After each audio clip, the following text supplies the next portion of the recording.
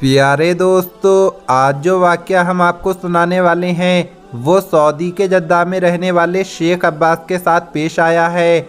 एक आदमी ने शेख अब्बास को कॉल करके कहा कि क्या आप हमारे घर आकर एक मैयत को गुस्ल दे सकते हैं।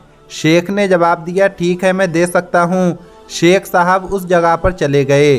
शेख अब्बास कहते हैं, जब मैं गया तो वो कोई घर नहीं था बल्कि एक महल की तरह था। इसका अंदाज़ा आप इस बात से लगा सकते हैं कि दरवाजे से घर के अंदर तक पहुंचने में 5 मिनट लग जाते हैं। शेख अब्बास कहते हैं, जब मैं घर के दरवाजे पर पहुंचा तो वहां एक आदमी खड़ा था। उसने मुझे अजीब सी नज़रों से देखा और बदतमीज़ी अंदाज में कहा, ये रास्ता अंदर जाने का है, तुम इससे चले जाओ। शेख अब्बास तकरीबन 60 साल के बुज़ुर्ग थे। शेख ने उसकी तरफ देखा और कहा कि मैं जा रहा हूँ। उस आदमी ने फिर से कड़क आवाज़ में कहा, आप खुद चले जाएंगे या मैं किसी नौकर को बुलाऊं। शेख अब्बास को ये अच्छा नहीं लगा। वो सोचने लगे कि क्या ये वही शख्स है जिसने मुझे फ़ोन करके बुलाया है। चुनांचे उन्होंने जवाब दिया कि मैं खुद चला जाऊंगा, मुझे किसी की ज़रूरत नहीं है। उस आदमी ने फिर से कह दिया कि अगर आपको रास्ता मालूम नहीं है तो मैं किसी नौकर को कहकर आपको मैयत तक पहुंचवा देता हूं।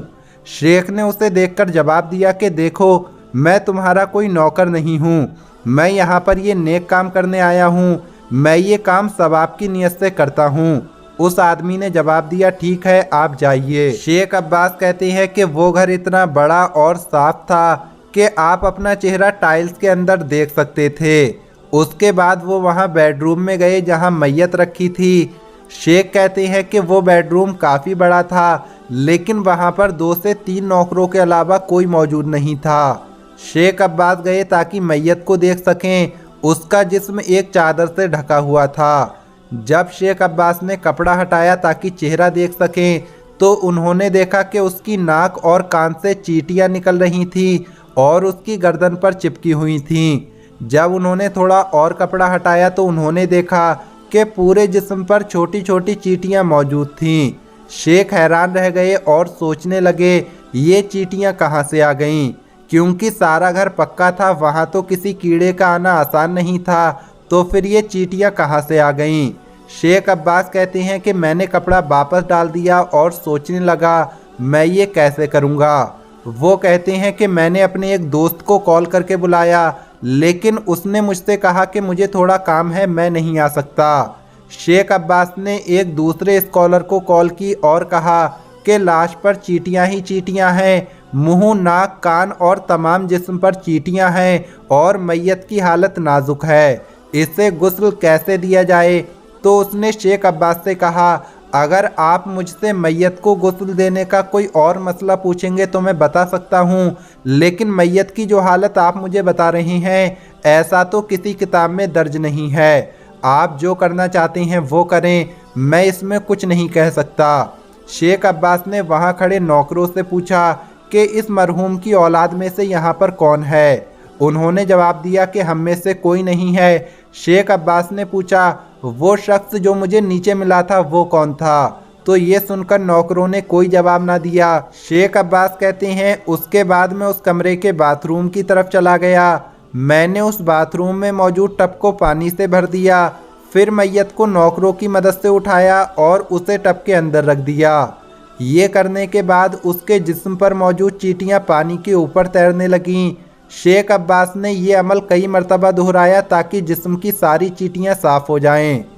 फिर उन्होंने मैयत के जिस्म का मसा किया तो सारी चींटियाँ चली गईं, लेकिन वो अभी तक हैरान थे कि इस कदर साफ़ सुथरे घर में जिस्म के ऊपर ये सारी चींटियाँ कहाँ से आ गईं।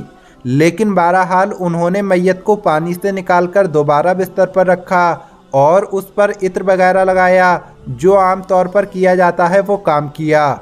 फिर उन्होंने अपना काम ख़त्म किया और नीचे आ गए। नीचे आकर देखा तो मरने वाले का बेटा खड़ा था।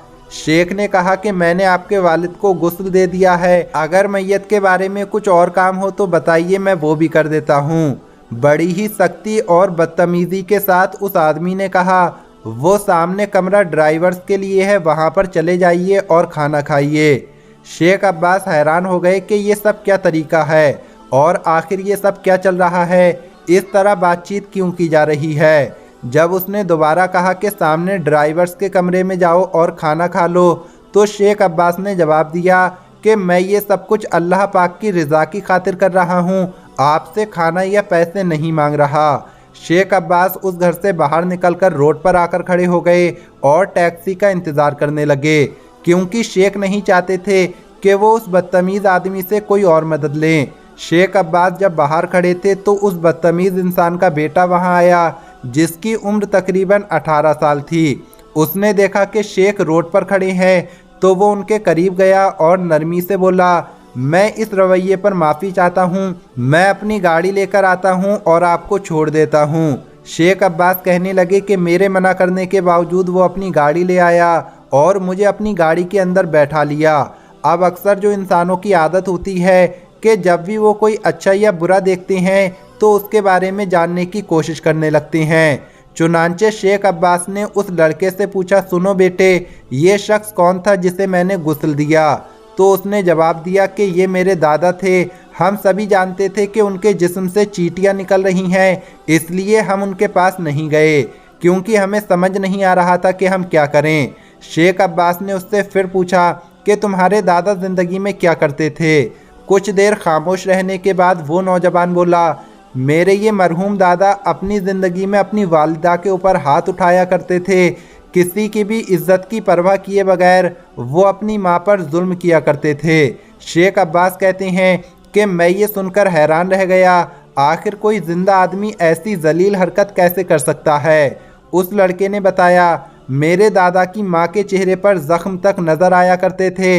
ये देखकर मेरे वालिद खुद अपनी दादी को पुलिस स्टेशन ले गए ताकि इसके खिलाफ कार्रवाई की जाए।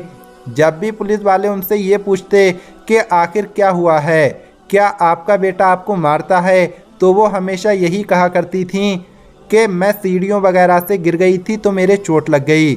मेरे वालिद कुछ नहीं कर सकते थे, क्योंकि जो शख्स ये हरकतें कर रहा था वो उनका बाप था। चुनांचे मरने के बाद उनका क्या अंजाम हुआ ये आपने देख लिया। शेख साहब कहते हैं, ये सुनकर मैं समझ गया कि उसका ये अंजाम क्यों हुआ।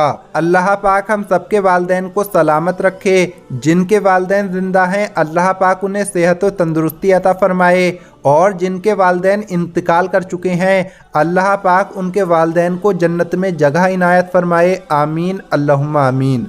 प्यारे दोस्तों, आज की इस वीडियो में इतना ही। मिलेंगे अगली वीडियो में। अल्लाह हाफिज़।